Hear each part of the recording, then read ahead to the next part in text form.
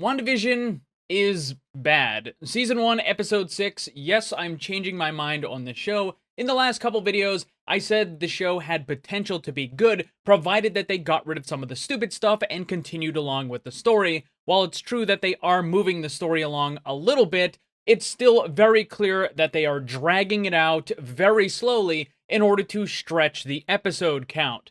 As far as getting rid of the stupid stuff, unfortunately, they've done just the opposite. The show is now ramping up on the stupidity, which includes woke garbage. Before I get into the episode review, I think it's necessary to briefly mention some of the other dumb stuff Disney has recently done, namely when they bent the knee to the woke weirdos on social media and got rid of Gina Carano. Although she was in a show based on Star Wars and not the MCU, it still falls under the umbrella of Disney+.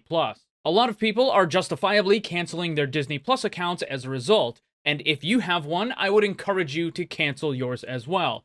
I don't have a Disney Plus account, and to be clear, I am still legally watching these episodes, but I have no intention on giving Disney a penny. The fact of the matter is, on this channel, I review TV shows and movies made by people who genuinely hate their own audience. Westworld, Cursed, Wonder Woman, Star Trek, Star Wars, and of course, Marvel. Disney is a garbage company with garbage leadership that panders to garbage people. We all know that most so-called professional reviewers are not going to give an honest take and instead will try to kiss up to companies like Disney in order to get special treatment and access to new stuff. But just like with the other shows that I review, I think it's important to show and explain all of the stupid decisions that they make in regard to writing, characters, and plot. It is a tale told by an idiot. And with that, let's get to the episode. Once again, time has jumped forward and now is in the 90s. Again, we get another minute and a half of wasted content with another phony introduction. And also, the show attempts to use fourth wall breaking by the twins, who narrate part of the episode, something that ends up probably missing a little bit more than it hits. Fourth wall breaks are very difficult to pull off well. Only certain characters and certain types of shows and movies are able to do it effectively. This is not really one of them. The first several minutes of the episode is more goofy sitcom nonsense that we can just ignore. Wanda comes down the stairs wearing her original comic outfit. She claims that it's supposed to be a fortune teller. Vision has his outfit, which again is based off of the original comic design, but he says that he's supposed to be a Mexican wrestler. Pietro tells a quick story about when he and Wanda went trick-or-treating when they were younger, but Wanda doesn't seem to remember it. Vision says that he plans to go to the neighborhood and make sure nothing bad happens as part of the neighborhood watch. Wanda is upset because she wants Vision to be there for the first Halloween with the twins, but Pietro volunteers to go with the twins instead. It's very clear that there's still hostility between Vision and Wanda. He's concerned about all of the strange things that are going on and believes that Wanda is hiding stuff from him. We also get a very quick and entirely unnecessary fourth wall narration by one of the twins explaining that his parents are not getting along. You can't just have your characters announce how they feel!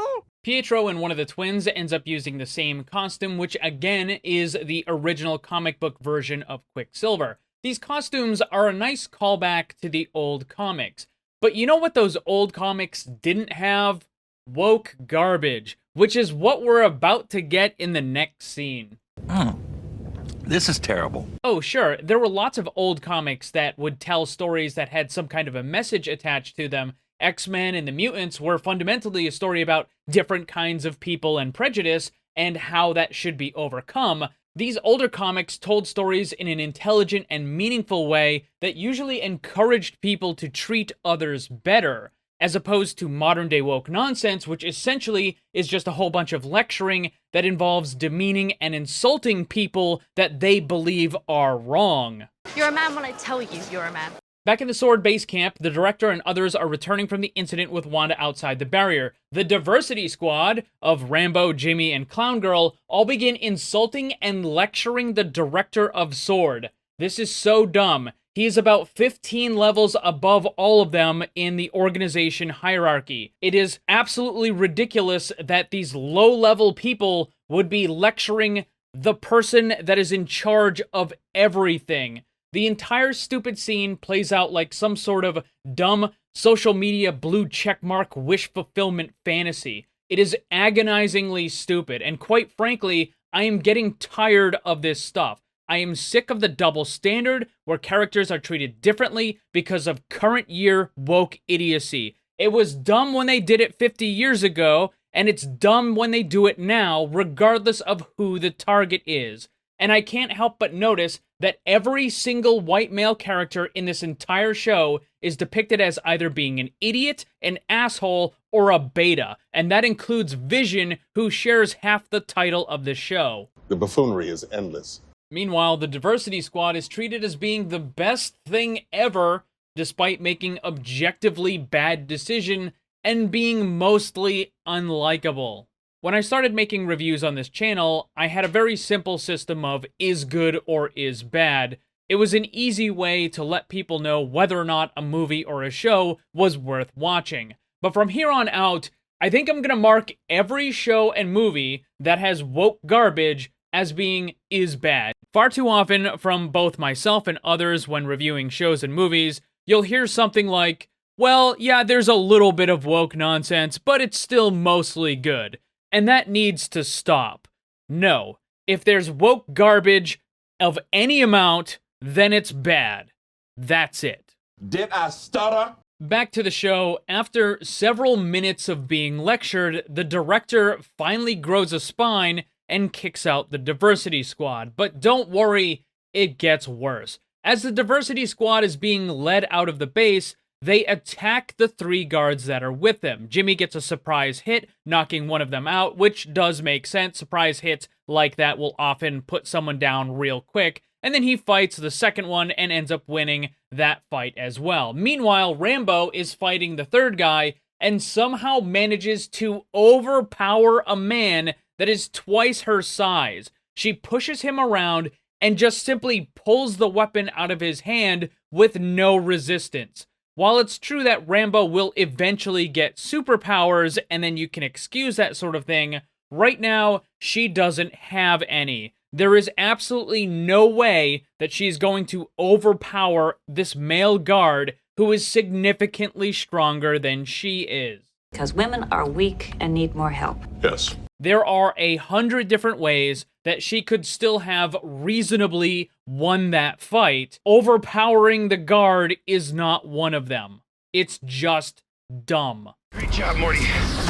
A feminist masterpiece. Back inside the town, everyone has begun trick-or-treating, and as the twins run off, Pietro yells out to them, "Unleash hell, demon spawn," which is closer to the truth than the casual audience might realize, given that it is probably Mephisto that has been responsible for all of these events. In fact, I wouldn't be surprised if Pietro turns out to be Mephisto in disguise. Wanda asks Pietro about some of the things when they were younger, and Pietro points out that Wanda is trying to test him to see if he's really who he say he is. He admits it's strange because he does look different, and Wanda finally addresses the issue asking, why does he look so different? And Pietro says that it's probably just a way of forgetting bad things that happened in the past. Wanda seems to buy that as an answer, and then he speeds off to help the twins get candy and cause problems. Wanda then goes over and talks to Herb, who mentions that Vision wasn't on duty for that day, meaning that Vision had lied earlier when he said that he was going to participate with the Neighborhood Watch. Herb asks Wanda if she wants something changed, and this seems to indicate that Herb might have an idea of the true nature of everything that's happening. We then get a look at what Vision has actually been doing for the last couple hours, trying to investigate what's going on with the rest of the town, and he finds a lot of people that are either barely moving or not moving at all, and who clearly seem to be in some kind of pain or distress. Gonna cry? Back with Wanda and Pietro, Wanda is still suspicious, and she asks what happened to his accent, where he responds, "What happened to yours?" Which is kind of a little bit of a funny thing because, yeah, Wanda did completely lose her accent after the first movie, but this sort of thing is actually not all that uncommon with movies and TV shows that have characters that last for quite a while. Usually they'll start out with heavy accents, and they end up dropping the accent altogether later on because it can make it difficult for the actor to portray the character properly, certain emotions and different things along with the character. Also, audiences just kind of tend to get tired of that sort of thing, so it is a funny way of them addressing the fact that both Wanda and Pietro no longer have their accents. Then one of the twins discovers that he has super speed just like Pietro. The twins rush off to get more candy, and Wanda warns them not to go past Ellis Avenue. Right away, we can assume that Ellis Avenue is where the energy barrier is. This does seem a little bit dumb, though. Is there only one street that goes all the way around the entire town? I mean, I guess you could have it so that Wanda did warp reality and make just that one street completely encircle the town. Otherwise, couldn't they just go the other way and still get out the barrier without ever actually crossing Ellis Avenue? Or maybe it's just a simpler way for the show to pretend that the twins can only go in one direction. I don't know. I think it would have been better if they had actually shown that Ellis Avenue had been changed and wrapped around the town. Otherwise, it does seem a little dumb.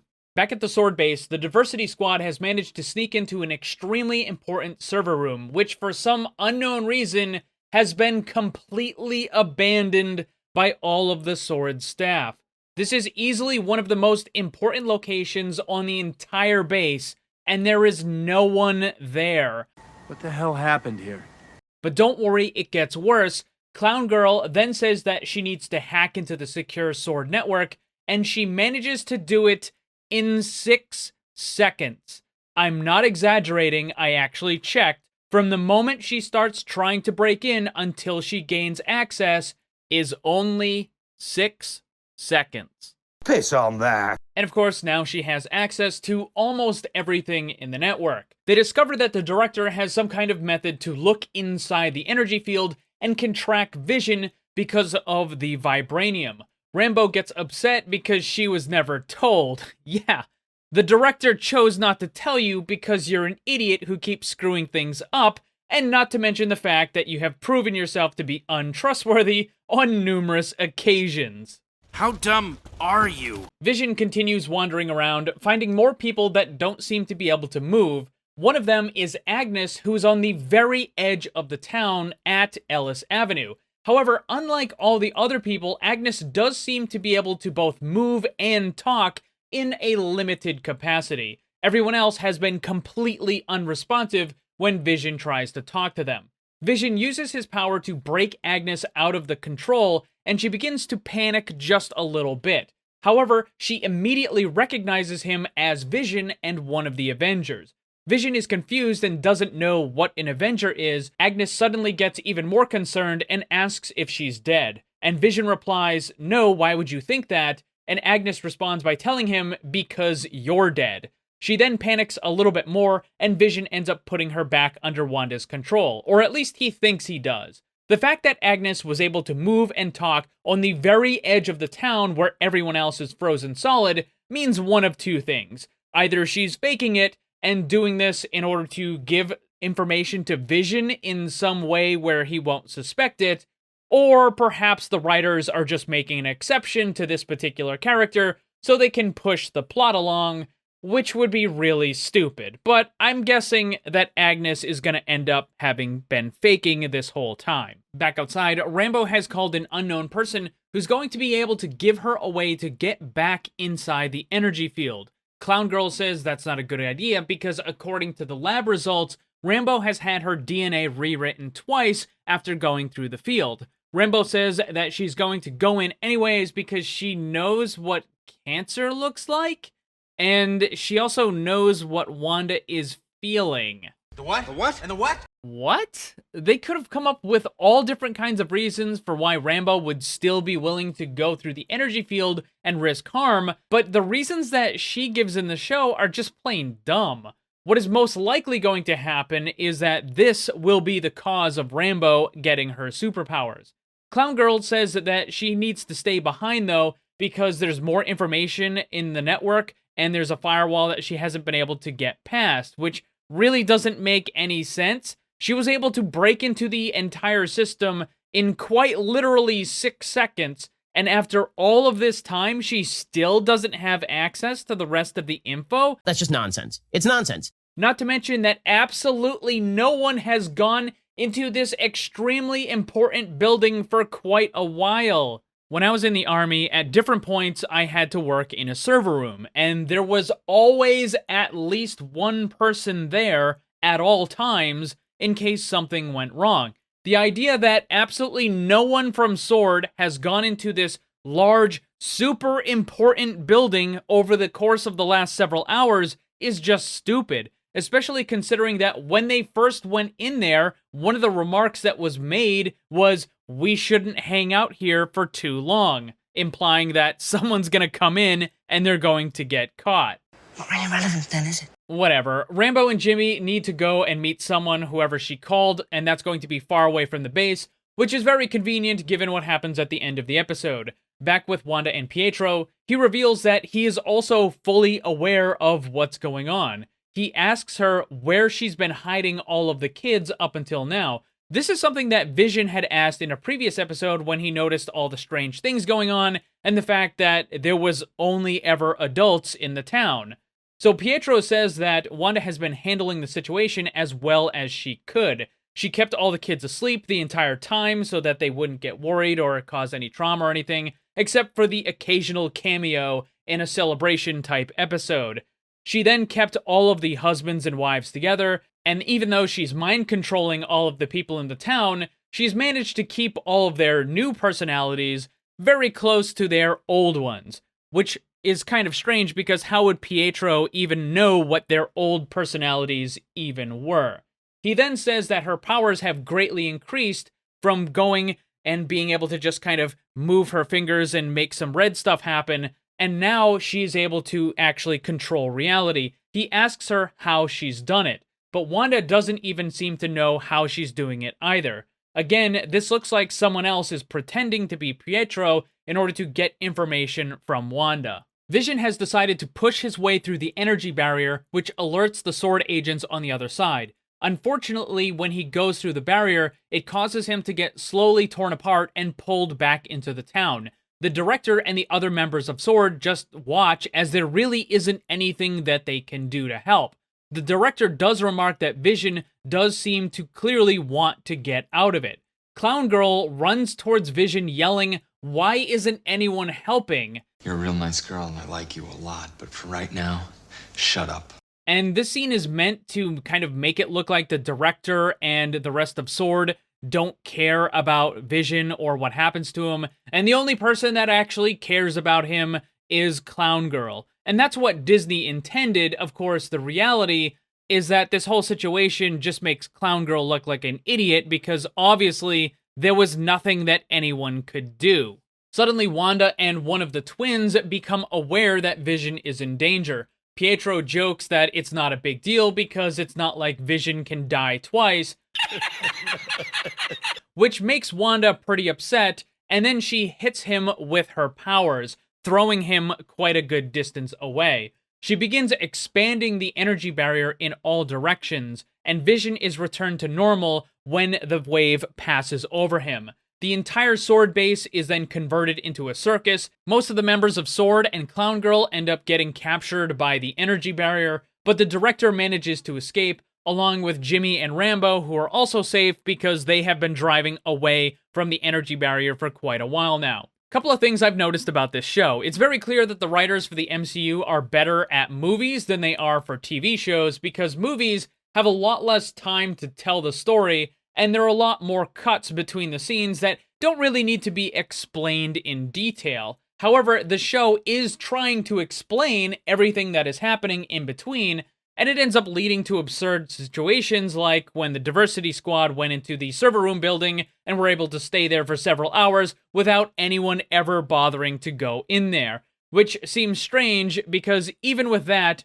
there are many other scenes that drag on for far too long, as if the show is trying to artificially extend the number of episodes. Right now we're on episode 6, and it probably could have been cut down to just 3 with all the content that we've currently gotten. And unfortunately, as expected, the amount of woke nonsense has also been increasing, and I expect that it will continue to get worse. By the end of the season, I wouldn't be surprised if the director is shown to be a bad guy, and Rambo is somehow miraculously promoted all the way up to director. Let's ignore the fact that she's been missing for the last 5 years, and also there's a ton of other people ahead of her in the organization hierarchy.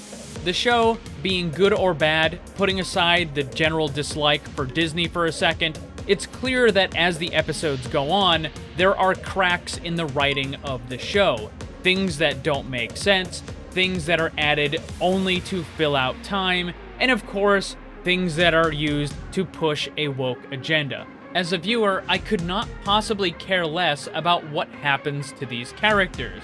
There is really nothing for me to be invested in. And at this point, it's more interesting to see just how bad things in the MCU are going to get. And also, if you haven't done so already, remember, cancel Disney Plus, and that's the end of episode 6.